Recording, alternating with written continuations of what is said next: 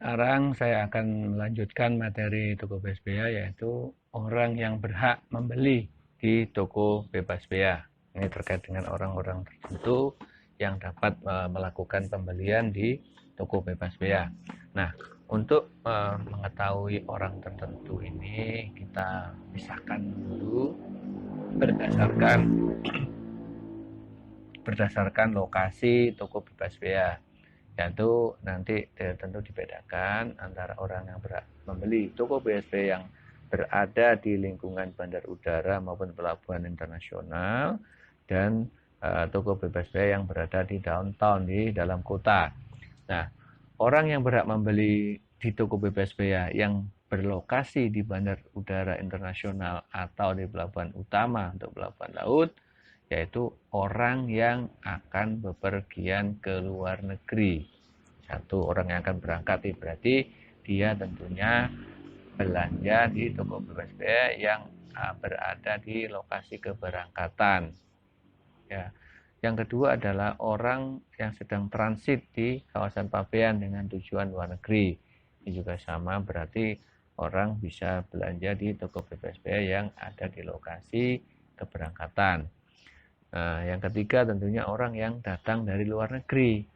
Dari luar negeri berarti dia dapat melakukan pembelian barang di toko bebas bea yang berada di terminal kedatangan penumpang luar negeri. Ya, jadi ada 3 nih orang membeli, ya. Semuanya penumpang. Penumpang yang akan pergi, yang akan berangkat, yang transit maupun yang datang. Ini disesuaikan dengan lokasi tempat di mana TBB itu berada. Nah, kemudian syarat pembelian di toko bebas bea yang berlokasi di pelabuhan udara maupun di terminal udara ini, pertama menunjukkan paspor, ya, dan tanda bukti penumpang. Tanda bukti dia akan tanda bukti yang menunjukkan bahwa dia penumpang suatu maskapai yang akan berangkat keluar dari pabean atau baru datang ke dalam daerah pabean, yaitu boarding pass. Jadi paspor dan boarding pass ini ditunjukkan kepada toko bebas bea. Lazimnya di kasir, ya. Sebelum pembayaran diminta nanti nomor, bisa juga di scan, kadang di scan di nomor di paspor dan di boarding passnya, di situ muncul nama, ya, untuk identifikasi, untuk memudahkan bea cukai nanti pada saat melakukan audit atau pemeriksaan pembukuan, ya, terkait dengan persyaratan harus dilakukan oleh orang yang berhak membeli di toko bebas bea. Nah, ini tentunya pembelian tidak dapat diwakilkan, ya, jadi masing-masing orang belanja sendiri. Nah, yang perlu digarisbawahi, saya ingatkan kembali bahwa khusus untuk penumpang yang berasal dari luar daerah pabean yang belanja di toko bebas bea terminal kedatangan, nanti harus diperhatikan persyaratan barang penumpang, karena di toko bebas bea memang tidak dibatasi tuh, beli belanja berapa aja boleh, tetapi pada saat nanti keluar dari lingkungan bandara tentunya akan dilakukan pemeriksaan oleh bea cukai di situ. Nah, disitulah berlaku ketentuan barang penumpang, ya, baik mengenai besaran bea yang dapat dibebaskan, yaitu 500 US dollar per penumpang. Untuk barang-barang yang terkait dengan barang kena cukai tentunya harus diperhatikan, yaitu pembawaan MMPA maksimal 1 liter, atau beli hasil tembakau, misalnya berlaku ketentuan hasil tembakau. Nah, orang tertentu yang berada di atau yang berhak melakukan pembelian di toko bebas bea yang ada di downtown, di dalam kota, yang pertama adalah anggota Korps Diplomatik yang bertugas di Indonesia beserta keluarga yang berdomisili di Indonesia, ya, berikut lembaga diplomatiknya. Jadi yang belanja di sini bisa orangnya, anggota diplomatik, bisa juga lembaganya untuk kepentingan acara-acara tertentu misalnya. Nah, itu boleh melakukan pembelanjaan di toko bebas bea yang ada di dalam kota. Nah, tentunya di sini berdasarkan nanti asas imbal balik kalau dilakukan oleh orang atau lembaga terkait dengan pengecualian yang memungkinkan atau yang diperkenankan. Yang kedua adalah pejabat atau tenaga ahli yang bekerja pada badan internasional yang memiliki kekebalan diplomatik beserta keluarganya.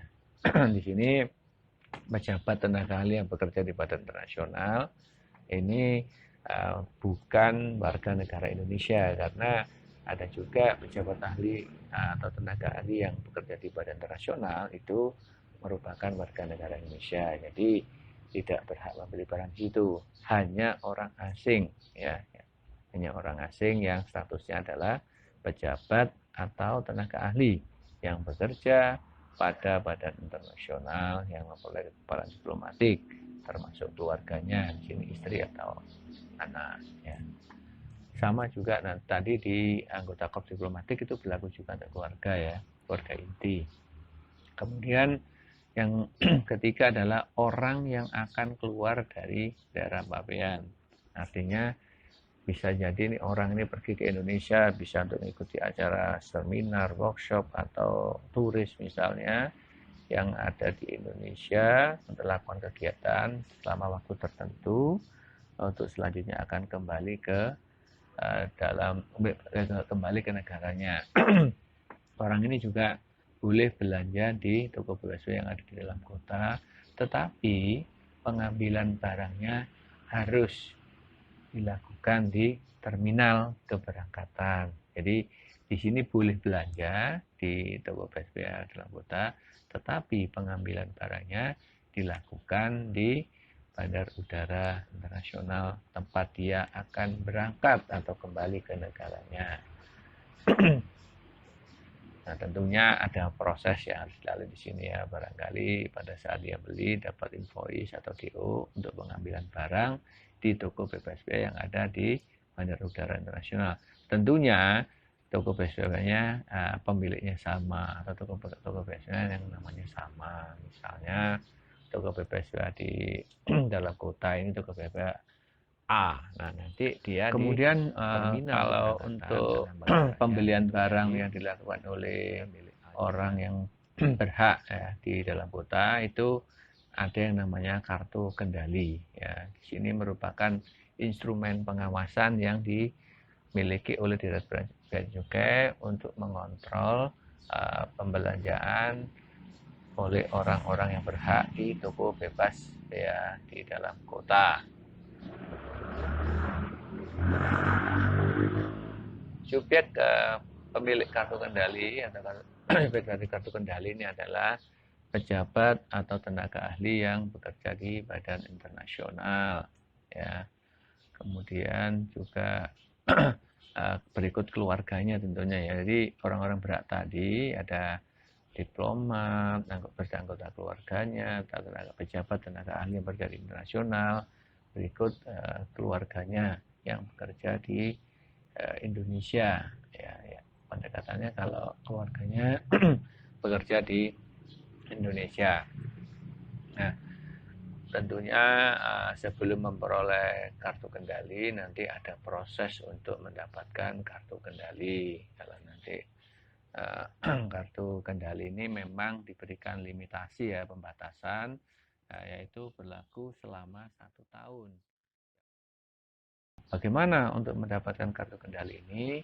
Tentunya diajukan permohonan ke Direktorat Bea dan Cukai dengan menunjukkan fotokopi paspor, kemudian ada pas foto yang bersangkutan, kemudian ada rekomendasi dari instansi terkait ya. Instansi terkait di sini bisa Kemenlu ya, di sini Kemenlu. Kemudian paling sedikit memuat ada nama di situ, kebangsaannya, jabatannya. Kemudian kalau suami istri itu ada nama, kebangsaan dari istri atau suami yang bersangkutan.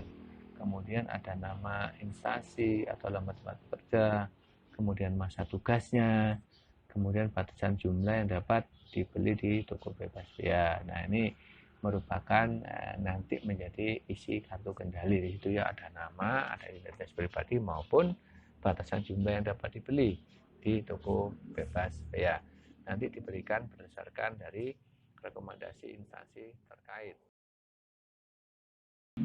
Kalau kartu kendali tadi berlaku selama setahun, tentunya nanti kalau sudah berakhir kartu kendalinya dapat dilakukan perpanjangan, ya. Masih sama ketentuan terkait itu, ada rekomendasi, kemudian fotokopi paspor lagi, ya. Itu yang meyakinkan bea cukai bahwa yang bersangkutan masih bertugas di Indonesia. Jadi secara prinsip itu.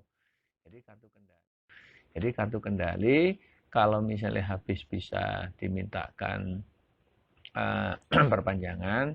Demikian juga kalau misalnya namanya kartu, ya namanya barang berupa fisik, sekarang itu bisa rusak atau hilang. Nah, kalau rusak atau hilang itu juga bisa dilakukan penggantian. Nah, syaratnya hampir secara umum sama, tetapi tambahannya adalah pada saat hilang atau rusak itu harus ada surat keterangan kehilangan dari kepolisian. Syarat-syarat yang lain sama, ya. Itu merupakan kartu kendali yang digunakan sebagai dasar untuk berbelanja di toko bebas bea di dalam kota. Jadi masing-masing lokasi toko bebas bea memiliki persyaratan yang berbeda tadi, ya. Ini saya ingatkan, yang saya simpulkan bahwa kalau untuk yang lokasi di terminal udara atau di pelabuhan utama internasional, itu syarat pembelian tadi harus ada paspor dan boarding pass. Kalau untuk di dalam kota itu ada kartu kendali, ya, kartu kendali. Nah, kecuali untuk yang berada dalam kota yang dilakukan oleh orang yang akan kembali ke negara yang bersangkutan, itu menggunakan paspor dan boarding pass.